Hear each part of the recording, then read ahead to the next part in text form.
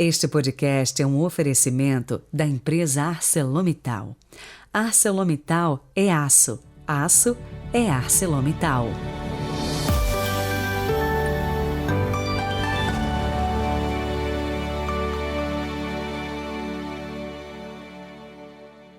Quinta-feira, 10 de novembro de 2022, e hoje comemoramos um gigante do pastoreio da igreja, São Leão Magno. E o Evangelho também nos traz de volta a discussão entre Jesus e os fariseus sobre o momento da vinda do reino. Os evangelhos de hoje e dos próximos dias tratam da chegada do fim dos tempos. Rezemos.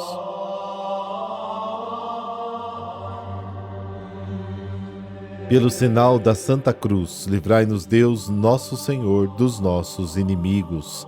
Ó Deus, que jamais permitis que as potências do mal prevaleçam contra a vossa Igreja, fundada sobre a rocha inabalável dos apóstolos.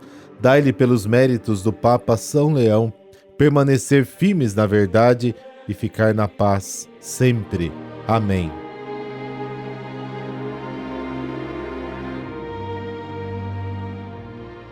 Lucas, capítulo 17, versículos de 20 a 25. O Senhor esteja convosco, Ele está no meio de nós. Proclamação do Evangelho de Jesus Cristo segundo Lucas. Glória a vós, Senhor. Naquele tempo, os fariseus perguntaram a Jesus sobre o momento em que chegaria o reino de Deus.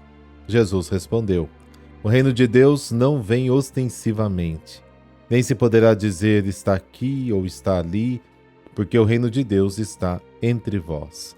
E Jesus disse aos discípulos: dias virão em que desejareis ver um só dia do Filho do Homem e não podereis ver.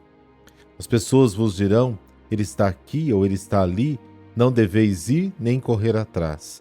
Pois como o relâmpago brilha de um lado até o outro do céu, assim também será o Filho do Homem no seu dia. Antes, porém, ele deverá sofrer muito e ser rejeitado por esta geração. Palavra da salvação, glória a vós, Senhor.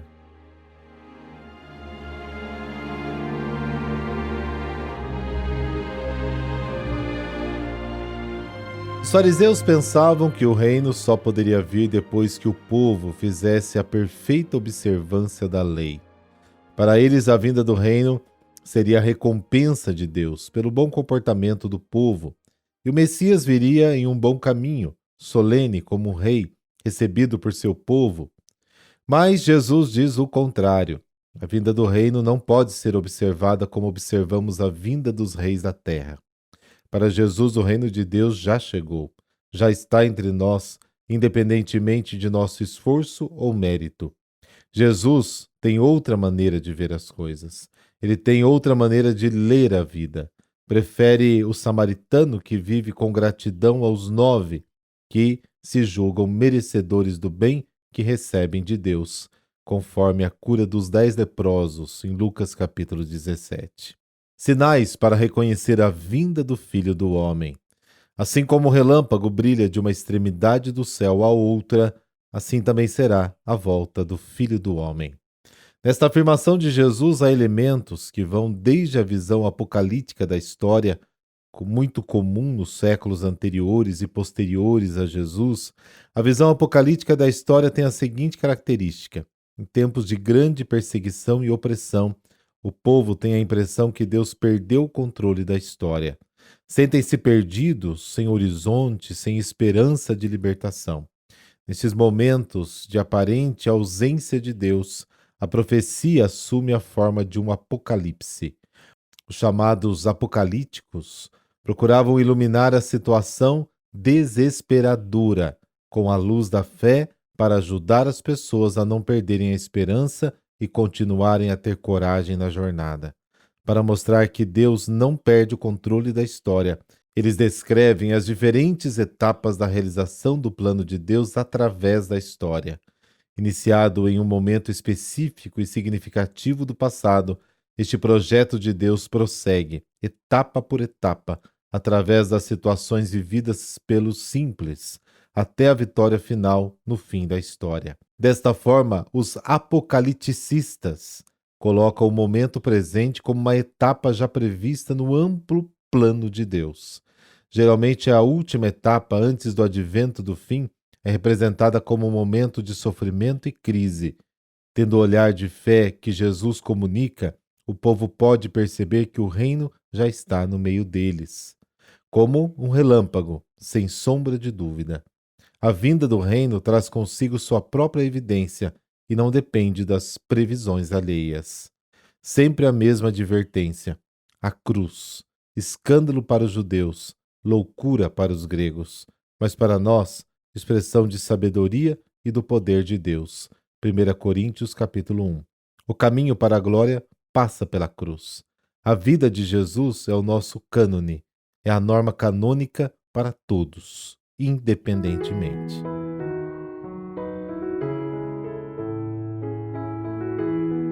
São Leão Magno, doutor da Igreja. Leão nasceu por volta do ano 400, perto da cidade de Roma. Tornou-se sacerdote muito jovem. Em 430 já era arcediácono, como se dizia na época, e conselheiro dos papas Celestino I e Sisto III.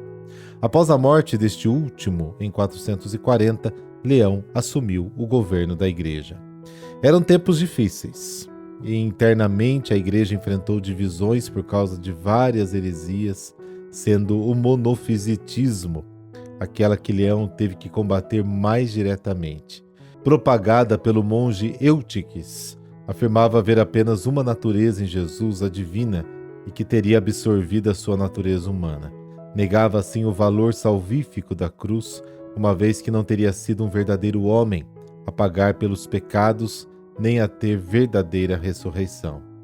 Leão escreveu ao patriarca de Constantinopla a célebre carta dogmática a Flaviano, onde expunha a verdadeira doutrina sobre as duas naturezas, divina e humana, na única pessoa de Cristo. Esta carta foi fundamental no Concílio de Calcedônia, em 451, quando o monofisitismo foi condenado pela Igreja.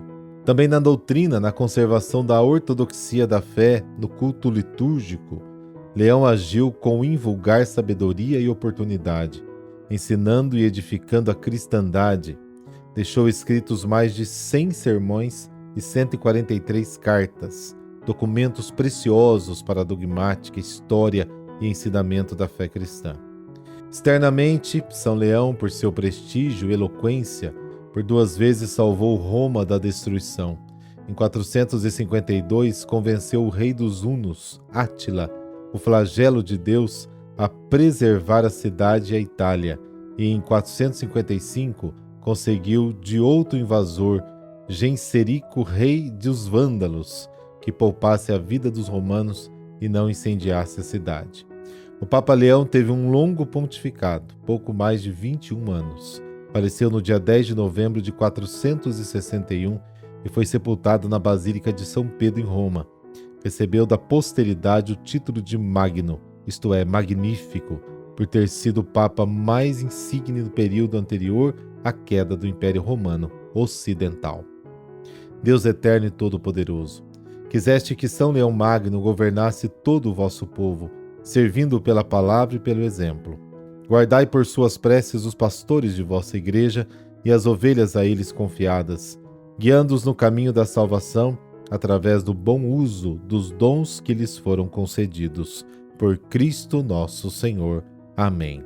Por intercessão de São Leão Magno, dessa bênção de Deus Todo-Poderoso, Pai, Filho, Espírito Santo. Amém. Até amanhã, se Deus quiser.